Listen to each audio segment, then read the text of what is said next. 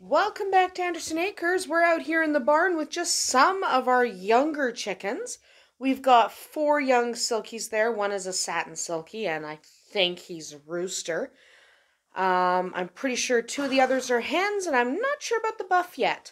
But that's not the subject of today's video. Also, we got Arwen. So, yes, there's a fence here to keep the horse and the goat from eating the chickens' food, because chickens are needing their own food, and the horse and goat are bad. Also, just a pony peeking at me. No matter. Okay, back over here.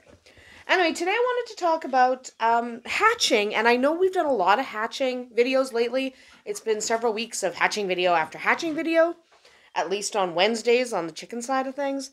So today I still wanted to talk about hatching, but this time I want to talk about hatching with a hen. Okay, now I do not have a hen with eggs under her right now. I don't do that unless it's really early or really late in the season, because usually I use my incubators. But it's cheapest and easiest to do things the old-fashioned way. Hens have been hatching their own young since forever. They can certainly hatch for you, but there are some things you should know. First of all, not all hens will go broody. Now, going broody means they'll sit on the eggs until they hatch, and then they'll look after the babies. Some breeds are naturally broody, and some are definitely not. If you're looking for broody breeds, do not go for the egg-laying breeds, the ones that are known for laying a lot of eggs, like Leghorns. In fact, you should probably avoid most of the Mediterranean and continental breeds. They want to lay eggs. They don't want to sit on them. They just want to pump out eggs. Stop chewing on my shirt, you little heathen. Yeah, little heathen of a goat. So instead of getting a continental or Mediterranean breed, look for breeds that are likely to go broody and stay broody. Why are they climbing into the wall? I don't know. They don't like me yet. They're still young. They're getting to like me. It's going to take a little while. This is just one group of our many groups. They're the only group in the barn right now. Somebody's going to ask, don't you have more than that? Yeah, we do. But most of them are out in the bush. In fact, if you look really closely, you can see them just past that panel of metal. There's a whole bunch in the bush. It's easier to film the little ones in here. So anyway, broody chickens. Search for breeds that'll get broody and stay broody. Many of the dual purpose breeds will sit for you. Think Orpingtons, Brahmas, Cochins. Those will sit. The problem here is going to be their size. They are rather large birds. So if you're hatching bantam eggs, a larger bird like an Orpington or a Brahma might be... What are we doing? Hi. But, okay.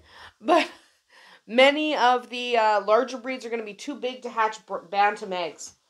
They'll accidentally step on the eggs and crush them or whatnot. It's not easy to use a very large breed to hatch smaller eggs. So if you're going to hatch bantam eggs, you don't want a larger breed.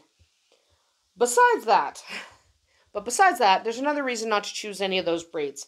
Because there is a breed that will go broody every time you think of the word. And they'll hatch any sized egg. Big egg, small egg, they won't care. They will hatch it and they will look after the babies. And that breed is silkies. That's why we're out here filming silkies. Okay? That silky hens are insanely broody almost all of the time. They'll sit on rocks, tomatoes, cats. Yes, I had a silky who went broody over a cat. I'm not sure what she thought would happen. Was the cat supposed to hatch into kittens? I don't really know. Eventually I gave her eggs to sit on. She hatched them out. And she had several lovely babies. They weren't her babies, but she didn't know that. Silkies are excellent broodies, and they're excellent, excellent mamas. So if you absolutely want to use a hen to hatch instead of an incubator, you might want to consider adding a silky hen or two to your flock. You don't necessarily have to breed silkies to use a silky as an incubator. Okay? They are fantastic mamas. So even if you are raising something like a Cochin or a Brahma, you can get your silky to hatch the eggs. And then she'll raise the babies for you, and they'll turn out to be lovely babies, and she'll do an excellent job. You don't have to hatch any of her eggs. You can just eat them. You can't force a hen to go broody. Okay? But silkies are more likely than most to decide it's time for babies. Some people will tell you they're broody all the time. No breed is broody all the time, but the closest to all the time I've ever seen are my silkies. That's why they lay so few eggs, because half the time they're broody, and it's kind of annoying if you don't want them to hatch babies. But that makes them a really good incubator. So, a lot of my silkies will only lay for about 10 days before they go broody, which sounds like a downside, but if you're actually looking to hatch eggs with a broody, silkies are the way to go. Most of mine will do that over and over. They'll lay 10 eggs, then they'll go broody. Then they'll stay broody for a long time because they're buttheads, until you give them eggs to hatch or you break them from brood. And then once they do that, they raise their babies, they lay eggs for a couple weeks again, then they go broody again. That's kind of what they just do. They will not brood all the time, but a lot of the time. So, yeah, if you want broody animals, you definitely want to get some silkies. So, how do you tell if a hen is broody? It's not that hard, actually. If you have a hen that's hanging out in the nest box all day, if she's getting annoyed when you take her eggs, like ruffling her feathers, sputtering, pecking, she may be ready to sit. If she's already laid her egg for the day, take her off the nest and set her a good distance away. Go away for an hour or two. If you return, she's back in the nest. She's probably broody, especially if she's a silkie. Once you're sure she's broody, you can slip eggs under her at night. Don't disturb her more than you have to, and try to keep her in the dark. Some people leave the hen with the flock. I usually do. Others remove her. It's a judgment call, and it really has a lot to do with the nature of your flock itself. If you leave the broody hen with the flock, other birds may pick on her, especially if you have a small coop or if you have more aggressive birds. She could also get really grouchy. So it's a judgment call. Do you want to leave her with the rest of the flock or take her out? I usually leave them with the flock. That's why we have so many pictures of roosters looking after babies, just because, silkies are pretty accepting, and we have primarily silkies. Yes, we have some of the other chickens. We've got a couple of Swarthonas running around, some leghorns, but mostly we have silkies. Silkies are pretty gentle birds, pretty easy to have babies with the flock. If your flock is more aggressive, you probably don't want to have your babies out with the flock. Also, if you look through that window, you probably can't see because of the reflection, but I see 3 chickens running across the field for no good reason. Oh, they're going to bother the rabbits. Excellent. That's fun. Anyway, so a broody hen will leave her nest once a day to eat, drink, and go to the bathroom. If she returns to her nest and another hen has sat on her nest, you might have a fight. Maybe a brutal one. Maybe a deadly one. I don't have that problem because I have silkies, but if you have more aggressive hens, it can happen. Typically what happens with mine is if a hen takes over her nest, she just sits with them, and you'll have 2 or 3 mamas on the same nest. Sometimes 2 or 3 mamas are on about 30 eggs. It gets bizarre with silkies, but you might have a problem. So if you do have hens fighting over a nest, the eggs will likely end up broken, and 1 or more of your hens could be injured. So if you have enough room in your coop to accommodate broody mama, you might want to leave her there. You also might want to separate her. Again, there's always a danger when you leave her with the flock, and it really will come down to the nature of your flock. You have to know your birds. If you know your birds well enough, you might very well be able to leave the little ones with the flock. So again, judgment call, right? Big judgment call. If you can, set up a place where your hen can be kind of safe. Maybe give her own section of the coop or a place that other members of the flock don't really frequent too often. That can work. It's okay if they can still see each other. Your broody mama will want to nest, and often she'll just kind of want to be on her own. That's okay. You can buy a nest box, you can build one, you can cut down a cardboard box. It doesn't really matter. You can use a couple of logs. It doesn't really matter. She'll nest in whatever. As long as she feels less vulnerable, she's fine. You can make her a little nest using your chosen material, shaving, straw, whatever your hen prefers. I like fleece blankets, oddly enough. I know it sounds weird to give your chickens fleece blankets, but I like when the mama hatches her babies on fleece blankets. You don't have to use fleece. You can just use shavings. Hi. You're a good boy. He's a good horse. That's why this fence is here, because he's a butthead. Yeah. He's a bum. Anyway, not the point. So, I like fleece blankets. You definitely don't have to do that. You can just use straw or shavings. It's fine. Once you have a space ready, you can move her in the dark if you are moving her into a broody space. Watch your hand. She's not going to like being moved. She's probably going to peck your fingers. There's also now more chickens out there. You can't see. Maybe I'll go around and see if I can take a video. But so watch your hand. She's not going to like being moved. Expect to get pecked, so maybe wear gloves.